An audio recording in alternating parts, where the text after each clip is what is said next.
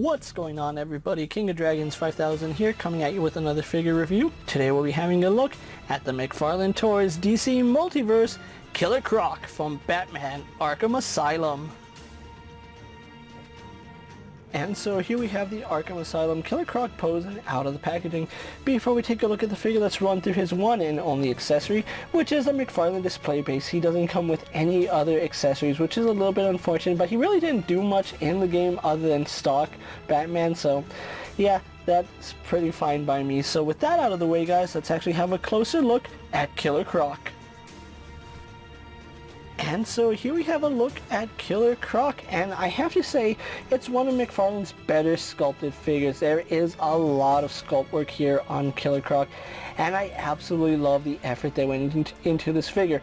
But just like with Titan Joker, the Arkham Asylum Killer Croc does have some issues, and we're going to get into that right now. For starters, I'm a fan of this dark wash that they use on his head. They did a really good job with that. You can see it does bleed onto his eyes and then onto his back. Now, why doesn't he have that wash throughout his body? That's a really good question, but an answer for another day. I would have really loved it if they had just thrown this wash all throughout the figure. I think that would have made this much better. You can see just how nice it brings out all that sculpted detail, because here it's sculpted but you really don't get a good feel for it. It's very lacking in paint. As far as his eyes go, you can see that one eye is actually bigger than the other. They forgot to paint this eye properly. This eye looks perfectly okay. It looks like he's snarling though, which I guess I'm okay with that. I bought this online, so I didn't have a chance to compare paints.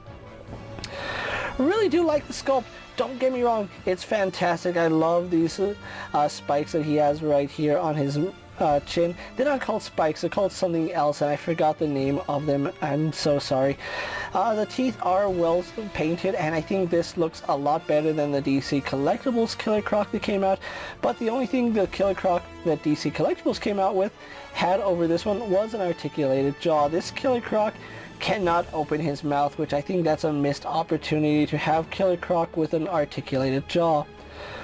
Moving on to the rest of the figure, just like in Arkham Asylum, you can see he does have his electro collar right here, the one that they had him wearing so they would keep him in line, and it is sculpted nicely. When I got it out of the packaging, I thought this was supposed to go down here, but looking at the in-game screenshots, nah, this is actually supposed to be where it is, and it's really nice. He is supposed to have a chain right here, but as you can see, they didn't sculpt a chain, and they didn't make it so that a chain could be attached there. But the collar looks very good on him. Another thing that he excels at is just look at the paintwork here on his belly. Really loving this lighter green that is on his stomach here. See, this is good paint application. Okay, I'm going to take a break from the review really fast and just to point out, this is not paint. This is actually shadow caused by his arm hitting the torso, and as you can see, it looks very good. Why couldn't they have done that paint scheme throughout the rest of the figure? It would have done so much. I mean, just look at all that detail. A missed opportunity by McFarlane. I am definitely going to have to go in and do that myself, because just look at how nice that looks. That's amazing detail that unfortunately gets lost in the sculpt because it's not painted. Yeah, we do have some painted work right here on his torso. You can see the pecs are nicely painted. They are supposed to be like a metallic green on the underside, but I can understand why they did it this way. It still looks really good in terms of sculpt work. On the back, you can see they sculpted his back really nicely with these raised edges here. Again, I forgot what these are called. And I watch a lot of Goji Center where they talk about these hardened plates on the back of crocodiles and dinosaurs. So yeah, it really upsets me that I can't think of the name right off the bat, but yeah, they are very prevalent throughout his body. You can see he even has some right here on his forearms, which, word of advice, these are kind of pointy, so if you're just jamming your finger trying to get his arm to move, be careful. Try grabbing him from his leather wraps right here. He does have one clawing hand, which does look really nice, and then we have one fist.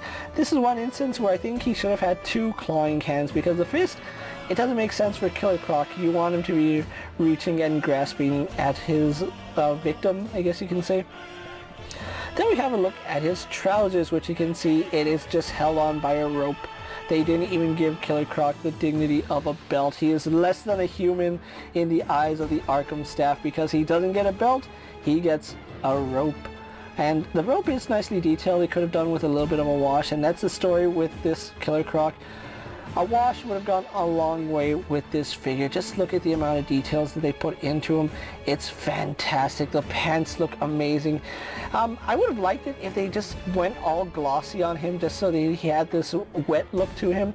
You can see he does have like this dirty patch right here on his ankles, which that is how he lives. He basically lives in a swamp, and they did a very, very good job making that. So yeah, a little disappointed that we didn't get more detailing like that, because his suit, I would imagine, would be more dirty and terrifyingly horrible. And then he does have claws on his toes, which they did a good job sculpting and painting those. Overall, Killer Croc has some really good detail, which again, it is muddled by the fact that he does not have paint throughout the figure. If he had paint everywhere, we had this darker shade of green, and then like not the same shade but a dark shade of green right here, it would have knocked this figure out of the park. I mean, just look at when I put my hand between the lights, how much detail is right there, and then when I do that, it vanishes. So yeah, point is that this figure absolutely needs some kind of paint wash. So with that out of the way, guys, let's actually take a little break and get them compared to other figures you may have in your collection. Here we have Killer Croc posed next to a Marvel Legends Cyclops and a DC Multiverse Superman. Here we have Killer Croc posed next to a WWE Elite Scale figure and a Mezco 112 Collective Popeye the Sailor Man. Here we have Killer Croc posed next to a Lightning Collection White Ranger and a Star Wars Black Series Mandalorian. And for one final comparison, here we do have Killer Croc posed next to the McFarlane Arkham Asylum Batman and Arkham Asylum Joker. And for the final comparison, here we do have the McFarlane Killer Croc posed next to the Mattel Build-A-Figure Killer Croc. So with the comparisons out of the way, let's actually move on to Killer Croc's articulation. Now, he does have a double ball joint in the head. However, he really doesn't get the most range out of this head. I don't know if it's because mine is stuck, but yeah, he only looks up to about right there, and he has no downward mobility. He can tilt his head side to side, and then he does rotate at an angle, so do be aware of that. His arms are on ball joints, but as you can see, they just peg onto his body, and they are kind of heavy on the figure. You can't really pose them with that joint. You can see they just kind of flop around inside that joint. As far as the hinge goes, they are a very sturdy hinge. You can see it holds the weight very nicely. Does go all the way around. He doesn't have a bicep swivel, but what he does have is a hinge in the elbow, which only goes up almost 90 degrees, not exactly 90, and it does rotate here at the elbow. He does have a swivel hinge at the wrist. He does have a ball joint at the torso, but as you can see, really loose. And I don't know if this is a common issue, but yeah, it is fairly loose. You can see it does pivot forward and back. Once I have it here, it's actually stuck in that position. It doesn't move around. It does tilt side to side. There we go. There's like a sweet spot that it holds, but then once you get out of that spot, you can see it does wiggle around quite a bit. Does rotate really nicely, so I do like that, but we don't get too much range. We get some going back. Waist joint does have another ball joint, which again, kind of loose, but it's a little bit tighter than that, and you can see it is really stiff turning it, so yeah, I really do like that. Legs do kick forward to about right here. They kick back, out to the side, no problem, and they are a little bit hindered by his pants right here because they are made of rubber, but they do the splits nicely.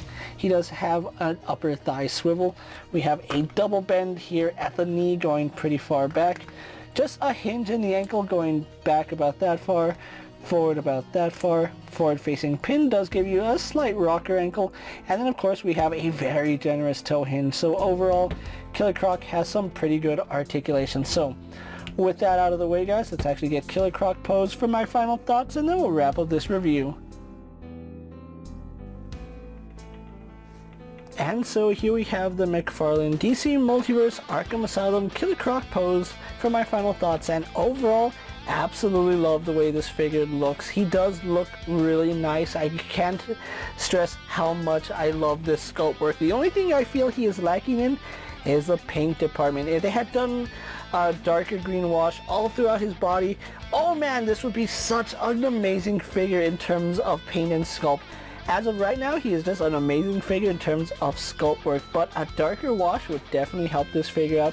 And if they had cleaned up his face a little bit, that would also have helped out. I do feel like the one eye is a little bit of a misstep.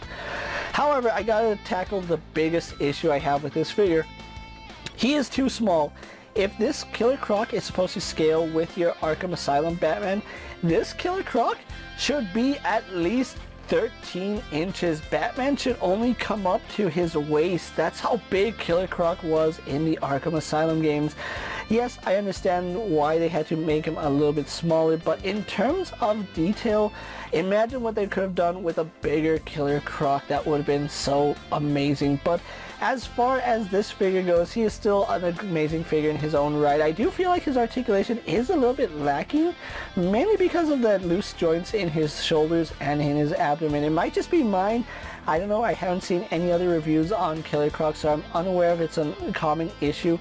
If it is, that's a little bit unfortunate, but if it's just on mine, it's just a bad case of rotten luck.